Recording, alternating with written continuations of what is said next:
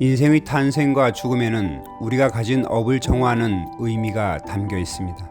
전생 리딩에 따르면 모든 사람은 저마다 스스로가 세운 영적 계획과 약속을 가지고 태어납니다.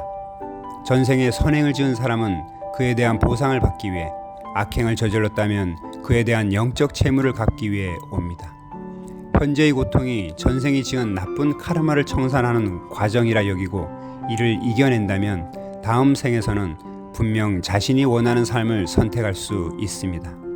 우리 모두는 다 전생의 인연이 있지만 죽음을 통한 망각의 섭리에 따라 서로 만났던 기억을 잊어버리고 각각 다른 가정에서 태어나 저마다의 인생을 살아갑니다.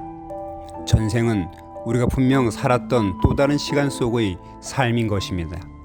그리고 그 삶의 지문은 까르마의 법칙에 입력되어 나무의 나이테처럼 과거 생에 우리가 만들어낸 모든 생각과 행동에 대한 기록을 남깁니다.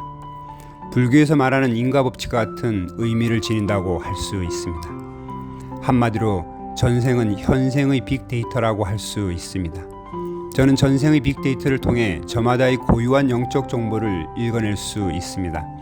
그 영적 메시지를 읽어보면 그 사람에게 부족한 곳이 어딘지 알기에 그것을 메울 수 있는 매뉴얼을 이야기해 줍니다.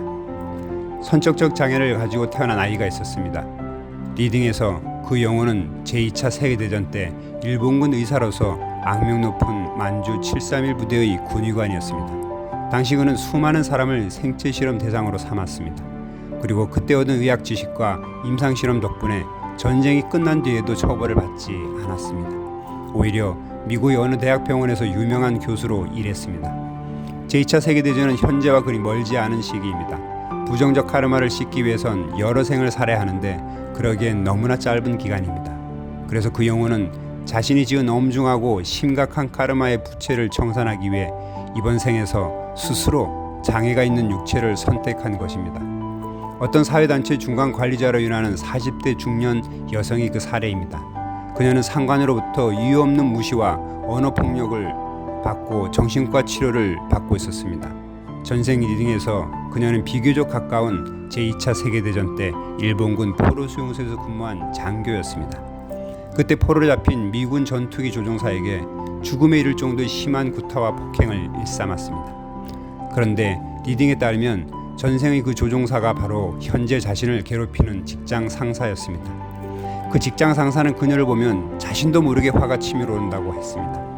어쩌면 그 분노는 그때 포로로서 심층에 쌓여있던 상처의 기억이 그녀의 직장 상사의 현재 의식에 비집고 들어와 작용하는 것은 아닐까요? 그때 지은 까르마가 현생에서는 갑과 을의 역할을 바꾸어 경험하게 한 것입니다. 이 책의 저자인 박진여 선생님은 사람을 봄으로써 그 사람의 전생을 읽을 수가 있다고 합니다. 저는 체면으로 사람들을 전생으로 유도하면서 현생의 문제점들을 해결하고 있는데요. 그래서 이 책은 매우 흥미롭습니다. 제가 체면을 한다고 하면 제일 먼저 물어오는 질문이 소장님 전생이 진짜 있습니까? 라는 질문입니다. 저는 있다고 믿지만 팩트는 아닙니다. 알 수가 없죠. 사실인지 어떻게 알 수 있을까요? 체면에서 전생의 의미는 세 가지 정도입니다.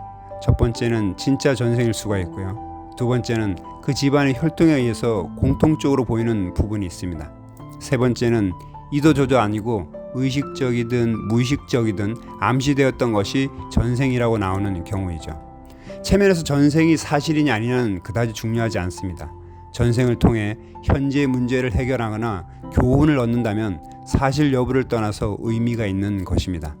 제가 많은 사람들을 전생으로 유도하면서 아주 중요한 공통점을 알게 되었습니다. 그것은 현재 행복한 사람들은 전생에서도 행복한 이미지를 그린다는 것입니다. 행복하지는 않더라도 그냥 평범하게 살아가고 있으면 전생에서도 평범한 이미지를 그리고 있습니다. 선생님, 저 가족들하고 그냥 잘 살고 있는데요. 그냥 평범하게 살고 있는데요. 그런데 현재 뭔가 문제가 있고 평탄하지 않는 삶이라면 전생에서도 부정적인 이미지를 그렸습니다. 선생님, 제가 왠지 두려워요. 왠지 외로워요. 제가 죽어 있는데 왜 죽어 있는지 모르겠어요. 그런 중요한 공통점을 보면서 이번 생은 다음 생의 전생이기에 이번 생에서 어떻게든 행복하게 하거나 보통의 평범한 삶으로 만들어 놓지 않으면 다음 생에서도 지금과 같은 어려운 삶을 겪게 된다고 말씀을 드리죠.